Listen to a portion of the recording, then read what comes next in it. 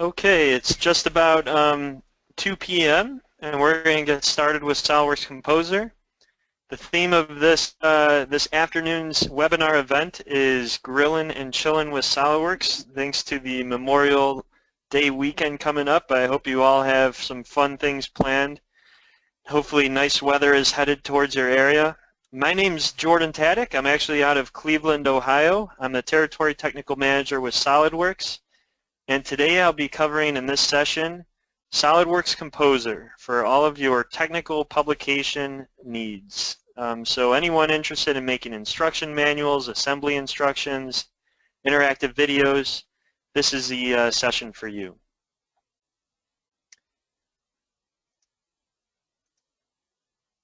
Now, the first question I'd like you all to think about is, how do you currently create technical publications?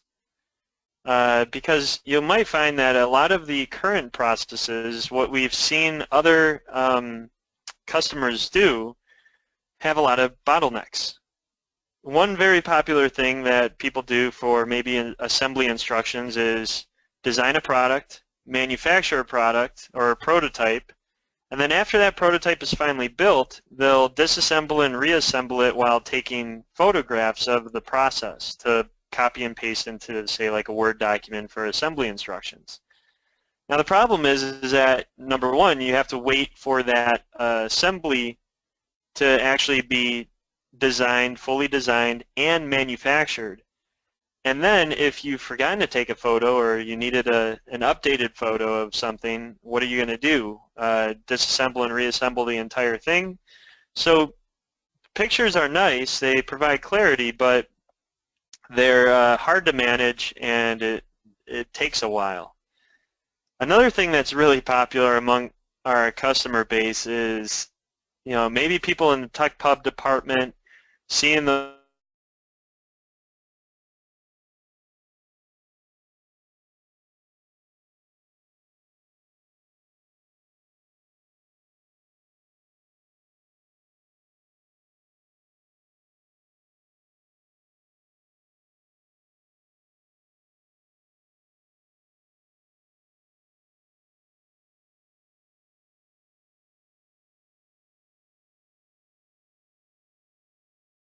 you to create 50 screenshots of the updated design, and this could be an extremely time-consuming task inside of SOLIDWORKS because SOLIDWORKS is a CAD tool, not really a technical publication tool. So again, not the most optimal workflow.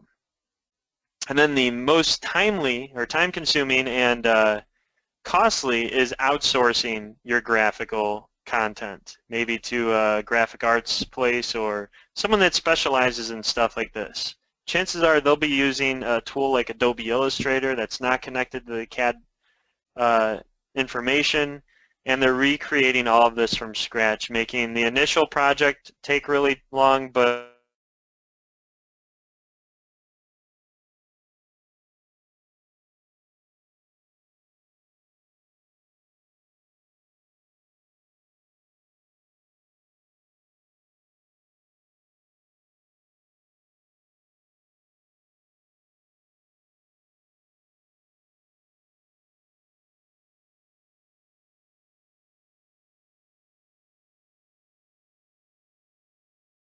and subassemblies, appearances applied, metadata like properties, material, vendor, and so forth.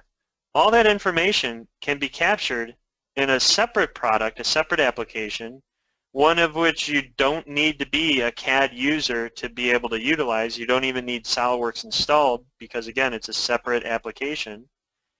And yet, it can open up a SOLIDWORKS assembly and capture all of that detailed information and repurpose all that detailed information that your design team generated.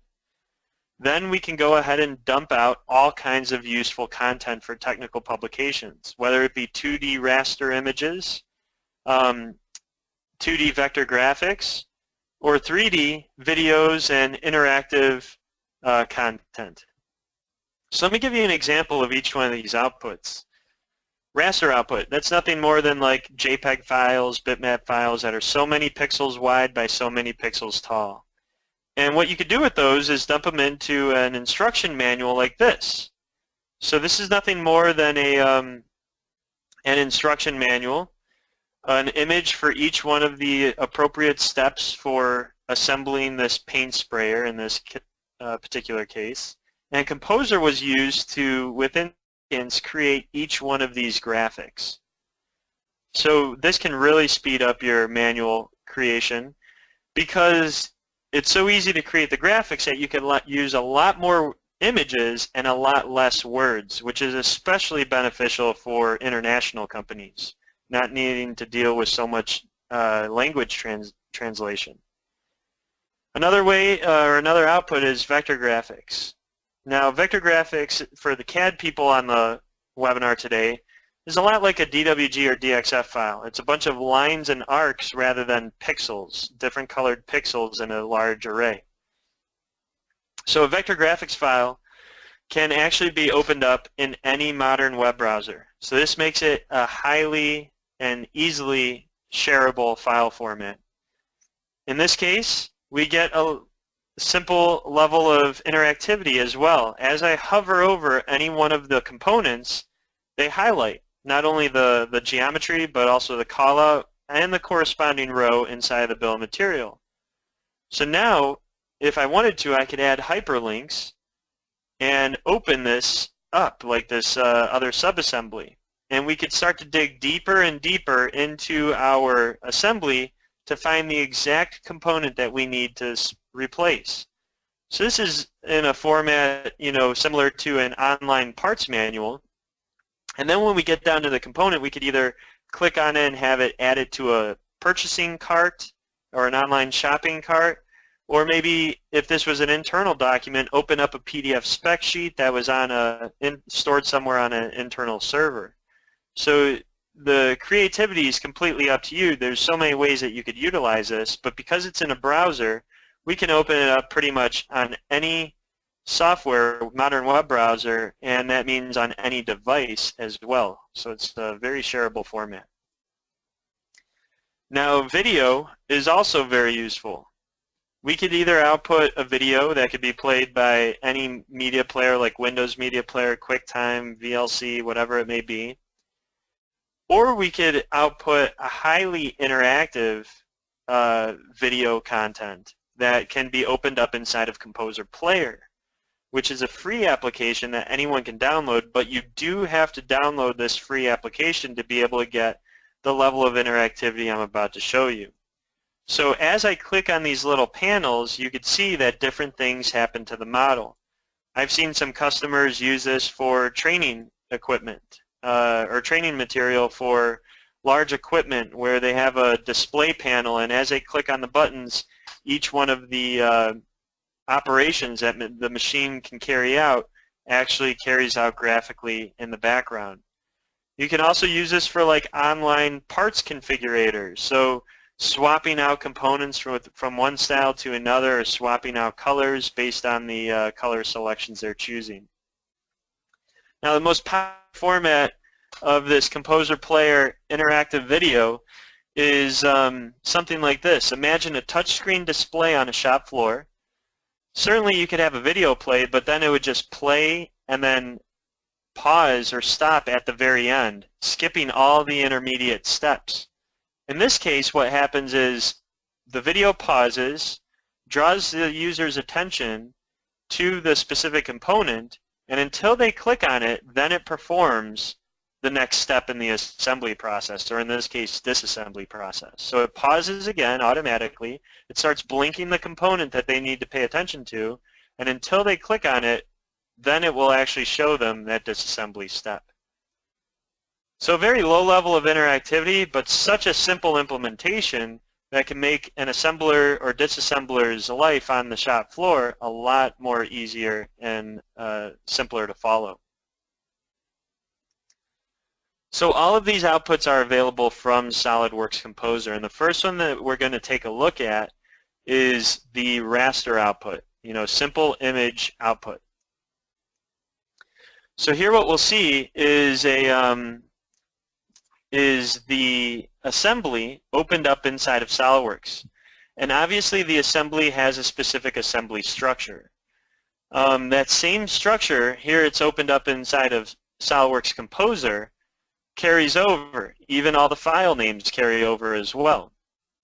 And on the Views tab in the top left-hand corner of the interface, we could click through some views that we've already created, showing the steps of grilling a steak in this case for a Memorial Day weekend. I don't know what that one was. I was just getting bored pouring some beer on a on the steak on the grill. Typically, if you want to make beer steak, you'd marinate that the day before. So here's the Microsoft Word document that I am putting all of these images into, and we can see that step 5 and step 6 aren't really fitting in with the rest. I need to update them right now. So what I want to show in step 5 is removing the knob, maybe for cleaning this little grill deck on the side of the overall grill assembly. So first you'd have to turn it by a specific angle in a specific direction. So I'm adding a little arrow to that, and we're doing so in 3D. And the benefit of this is that that arrow geometry actually wraps around the geometry. It's related to it. So there's no question, no matter what angle someone's viewing it from, as to what that arrow is actually communicating. Same with this one that says to actually lift it out of its assembled position. So being able to quickly add geometry like this, not only manipulate it, but also add these indicators of where the geometry is moving, helps to really communicate graphically something that would normally maybe take a paragraph worth of text to do so inside of an instruction manual. And again, this is all done using the CAD geometry, but not inside of SOLIDWORKS, in a separate application that doesn't have the overhead that SOLIDWORKS has. In SOLIDWORKS, we'd have all kinds of mates that we would need to suppress, all kinds of other CAD overhead that we'd need to deal with. And here I just move the geometry into the appropriate position, capture that view, and I'm done. Now in this case I want to create step number 6, which is actually just going to show an exploded view of all the geometry. Again, this could be quite a task inside of SOLIDWORKS, but in Composer I could just window select that geometry, drag it apart, and have all the geometry equally spaced from one another, showing me a simple view of all the components included in this particular assembly. Now my Word document hasn't been updated yet. So I need to go ahead and save out each one of these views as an individual image file. So in this case, it's going ahead and doing that for me. Each one of the views has been saved out, overwriting the previous ones. All I have to do is hit F9 in the Word document to update it, and you could see that it's registering in all of the most recent images. Now another way that Composer helps is that you can start creating your technical documentation before the design is actually complete. So remember that design change that we made in the PDM portion where we swapped one handle out for another. I can make that change, save the CAD geometry, and then click one button inside of Composer to go ahead and update it. So here, everywhere inside of the assembly that handle, that previous design of the handle was shown, has now been replaced with the big red handle. Again, all I have to do is save out those images, and I could do so using profiles that specify an exact size of each image for the particular type of document that I'm saving it within. And it goes ahead and updates my Word document to include that updated geometry. So no longer do I have to worry about updating each one of those images individually. Just a single update button within Composer can reread in all of the SOLIDWORKS geometry over again and overwrite what was previously there. That process, of course, is semi-automatic. What if that handle change was just a conceptual change? We wouldn't want our technical documentation updating automatically. We want it to be semi-automatic, so we do have to consciously click a button, an update button inside of Composer to do so. So the raster images, piece of cake. I can create an entire instruction manual in literally minutes without having to have any CAD experience whatsoever. This particular product is a standalone software, and it only takes 2 days to learn everything there is to know about it. Not only creating an instruction manual, but the vector graphics and creating interactive animations as well.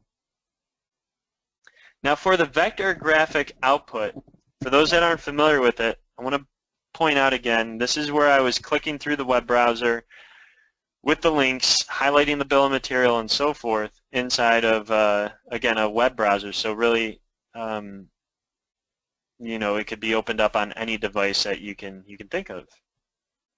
So here's how we would create a document like that. Here I'm going to view number 6 where I created that exploded view, and I'm just going to change the visual properties a little bit, this time to show as silhouette edges. And we can control, you know, how much detail is shown, whether all the tangent edges are shown or just a few are. And then I can open up my bill of material pane. So we could create bill of materials by comparing geometry to find like quantities of similar components and tally each one of those up. We could pull in all the descriptions, the materials, the vendors, those custom properties from the CAD documentation, and as that changes, that too will be updated inside of the Composer document. And we can organize that all into a bill of material and place that nice and neatly onto into a particular view inside of Composer. Now, one thing that's also useful when we have a bill of material are callouts, pretty much specifying each one of the items inside of the bill of material.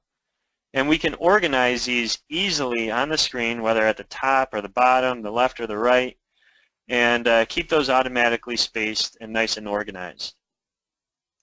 The next thing that I could do is publish this out as an SVG file, a scalable vector graphics file. Again, can be opened up by any modern web browser. And look at that, automatically we get that cross-highlighting. I didn't even have to do any programming there at all.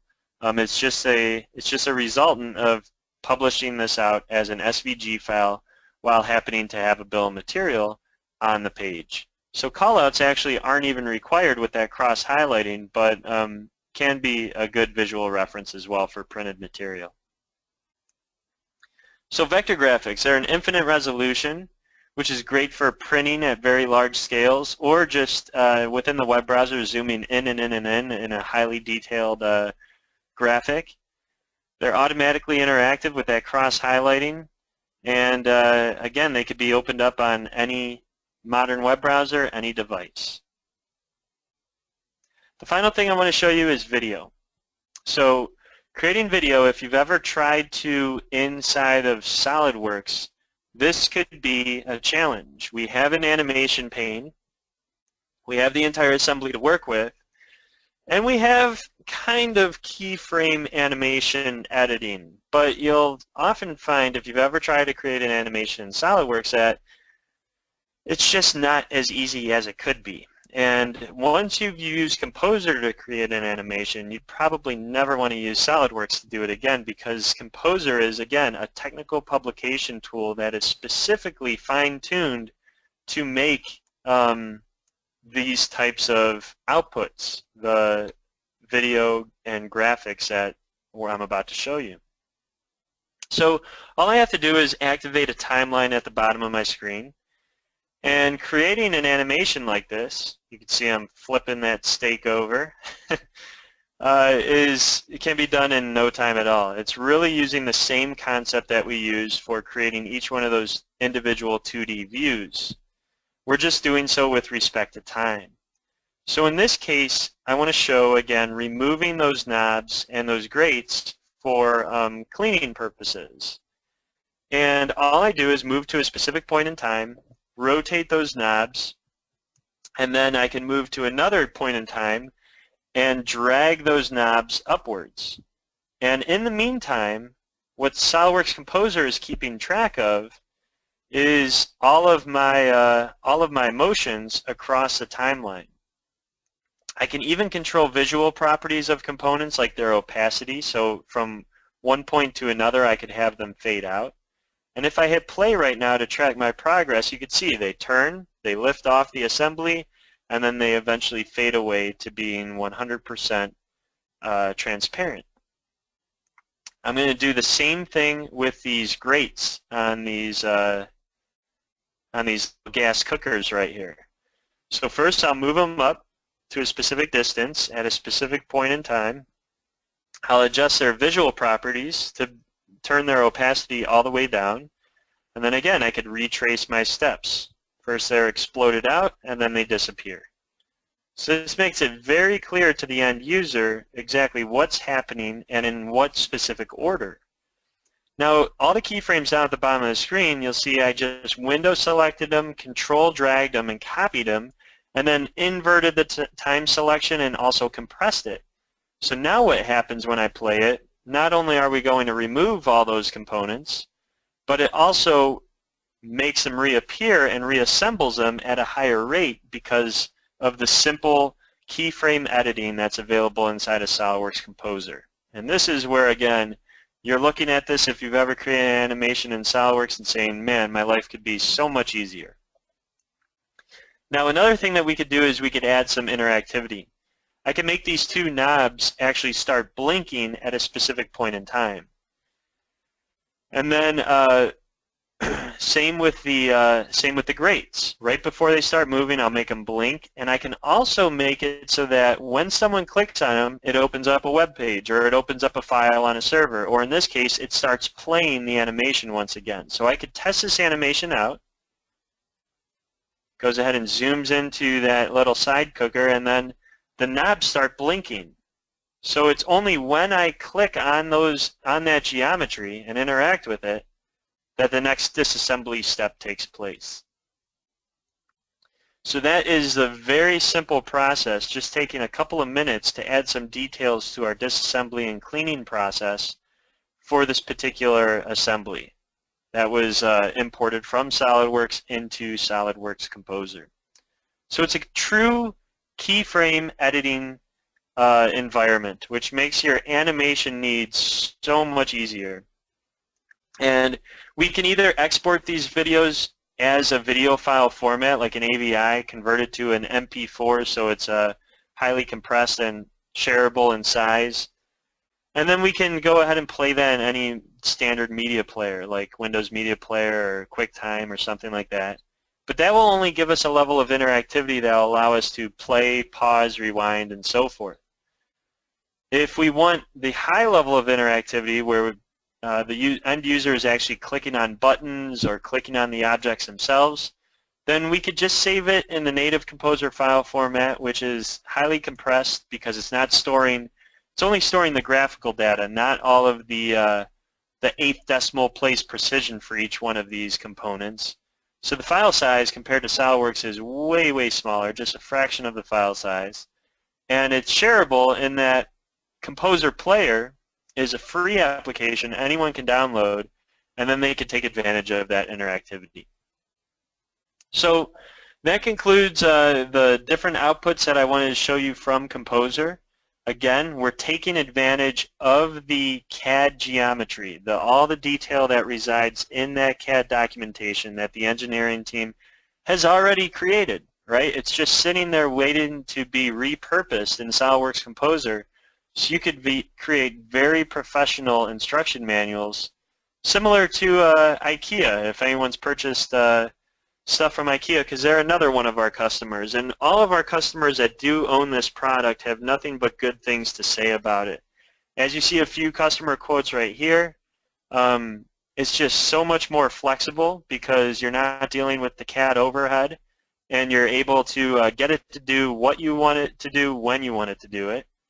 And it's just faster, more accurate, and more detailed images because they're so easy to create. Again, so many of our customers used to have one image per page with paragraphs of text, and now they're replacing that with many images and barely any text, which communicates what needs to happen so much more clearly and so much more efficiently with the rich graphics that SOLIDWORKS Composer is capable of outputting.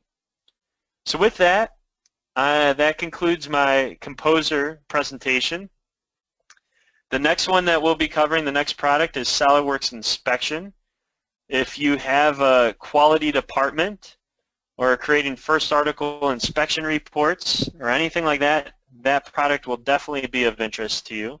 We'll be starting that directly or right at 2:30, which is in just another 5 minutes or so.